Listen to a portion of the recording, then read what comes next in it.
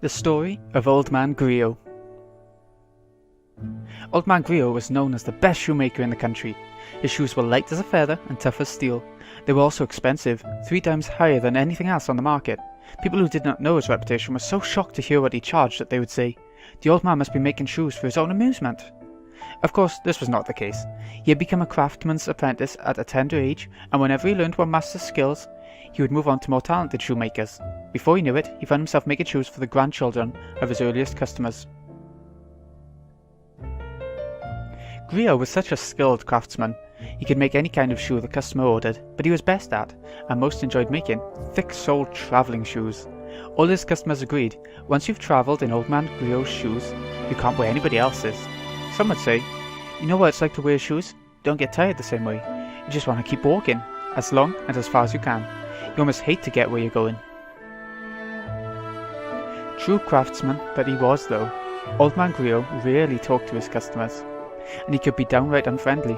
Complimented on his work, he wouldn't so much as smile. Instead, he would put another piece of tanned leather on his wooden shoe last and start hammering away. The only time the old fellow would crack even the slightest smile was when a customer visited his workshop to place an order. Not that he was ever thrilled to get an order. What he most enjoyed was when a customer brought him a pair of shoes that had outlived its usefulness. He would stare lovingly at the worn-down soles and the disintegrating uppers, and he would actually talk to them. "You've done some good travelling, I see." His regular customers would never dispose of their old shoes themselves because they knew how much he enjoyed this. Neither would they do anything so foolish as to clean the shoes before handing them over to the old man. He wanted them straight from the road, covered with dirt, oil-stained and stinking of sweat. "These fellows are my stand-ins," he would say, choosing an ornate place for them in his storehouse. "They take my place on the road, you know. They've done their job. I hate to throw them away just because they're no good anymore." Proud craftsman though he was, Old Man Greo never wore his own shoes. He couldn't have worn them even if he had wanted to. His legs were gone from the knees down. A terrible illness had attacked his bones when he was very young, and the legs had been amputated to save his life. The old man had lived his long life in a wheelchair. He had never once left his native village. This was what he meant when he said that his shoes did his travelling for him. "Haven't seen you for a while," Old Man Greo says without looking up from his work as Kaim steps across the threshold. His back is toward the door, but he can tell from the sound of the footsteps when a regular customer has entered his shop. "You crossed the desert?" The sound tells him how worn down the shoes are and where they have been. Old Man Greo is a craftsman of the first order. "It was a terrible trip," Kaim says with a grim smile, settling on a chair in the corner of the shop. When Old Man Greo is in the final stages of shoemaking, almost nothing can make him stop work, as all his regular customers know. "Were my shoes any good on this one?" "They were great. I couldn't have done it without anyone else's." "That's good." The old man doesn't sound the least bit pleased, which is to be expected. Greo is especially curt when he's working. If Kaim wants to see the old man smile, he will have to wait a little until he hands Greo his old shoes during a work break. "Here to order new ones?" "Uh-huh." "Where to this time?" "Up north, most likely." "Ocean? Mountains?" "Probably walking along the shore." "To fight?" "Probably." Old Man Greo signals his understanding with a quick nod. He says nothing for a while. The only sound in the workshop comes from Greo's wooden mallet. Kaim is moved to hear it. Like old times. He has ordered any number of shoes here, even before the old man took over the shop. Kaim is one of Old Man Greo's oldest customers. In other words, he is one of the few who have survived repeated journeys. Swinging his mallet and speaking in short snatches, the old man tells Kaim about the deaths of some of his regular customers. Some fell ill and died on the road, others lost their lives in accidents, and not a few were killed in battle. It's hard when only the shoes come back. Kaim nods in silence. "One young fellow died a few weeks ago. He was wearing the first pair of shoes I ever made for him. The soles were hardly worn at all. Tell me about him." "You know, you hear it all the time. Leaves his hometown, wants to live someplace exciting. Parents try to stop him, but he goes anyway.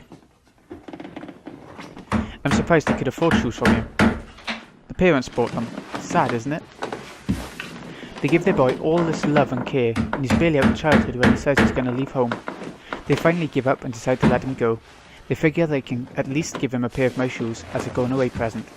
Less than a month later, he comes back a corpse. I don't know. Parents nowadays, they spoil their kids rotten. It's so damn stupid, Greo snarls.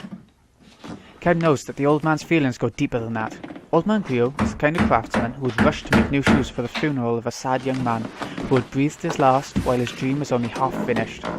He would put them on the young man's feet in the coffin and pray that he would be able to go all the way on the final journey. Greo falls silent yet again and wields his mallet. Kaim notices how bent and shriveled the old man has become. He has known him a long, long time. Those days will be ending soon enough, Kaim thinks with an ache in his chest. Old Greo finally reaches a point in his work where he can turn and face his customer. It's good to have you back, Kaim. His face is covered with wrinkles. Kaim realizes anew how old he has become. Where did you say you were travelling? The desert. Right, I think you told me that before. Kaim shakes his head. The old man seems to lose his powers of concentration when he isn't working, and his memory is shaky sometimes. Little by little, but unmistakably, old Greo is spending more and more time drifting in the space between dream and reality. People grow old and die. The truth of this is all too obvious. Destiny strikes Kaim with special force whenever he completes a long journey. So, you survived this one too, I see. Kaim looks at him with a strange smile. Have you forgotten? I can't die. Oh, I guess I knew that. And I never get old. I look just like I did the first time you met me, don't I? The old man looks momentarily stunned. Oh, I guess I knew that too, he says, nodding uncertainly. Sure, you're a kid then. You had just had that sickness and lost your legs from crying all day long. That's right, I remember. You used to call me Big Brother Kaim and play with my old shoes, do you remember? Yes, of course. Greo speaks with certainty now. Either the fog has cleared, or the distant memory has come back with special clarity because it comes from so long ago.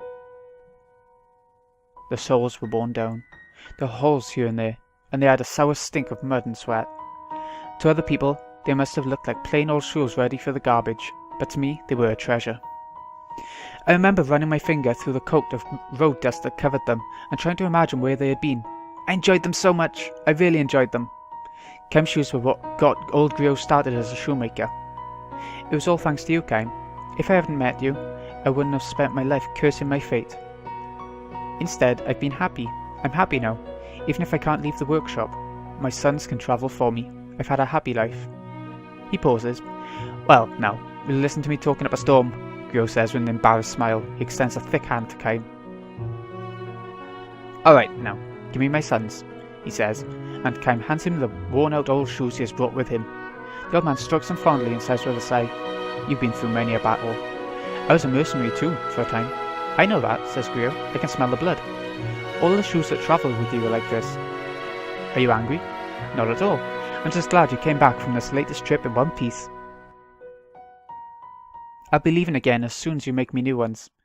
Another one of those trips? To war? Uh-huh. And when that journey ends, you'll leave on another one? Probably. How long can you keep it up? Kaim's only answer is a grim smile. Forever. This is not a word to speak lightly in the presence of someone who has lived what little time he has to the fullest. Oh well, never mind, the old man says, turning his back on Kaim to continue his work. Wait 3 days. You can leave the morning of the 4th day. That'll be fine. When will we meet next after that? 2 years, maybe. 3?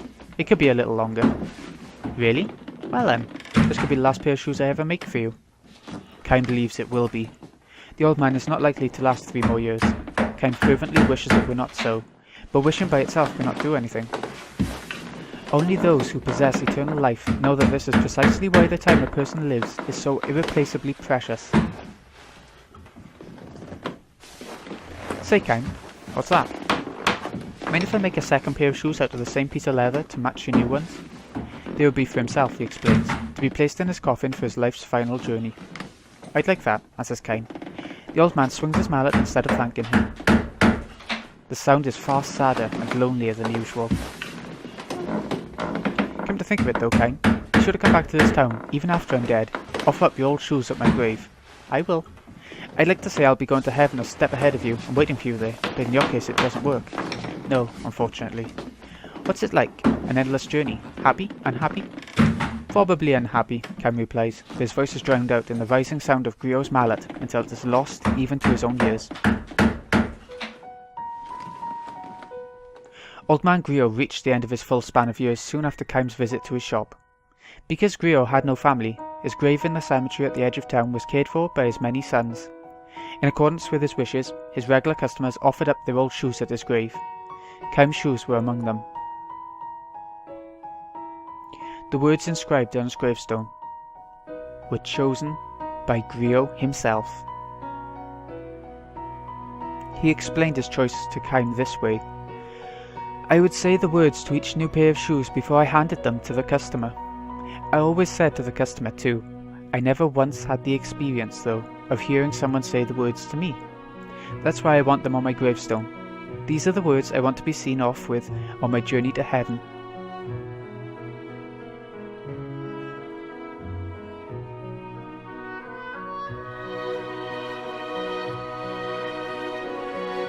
Several decades flow by.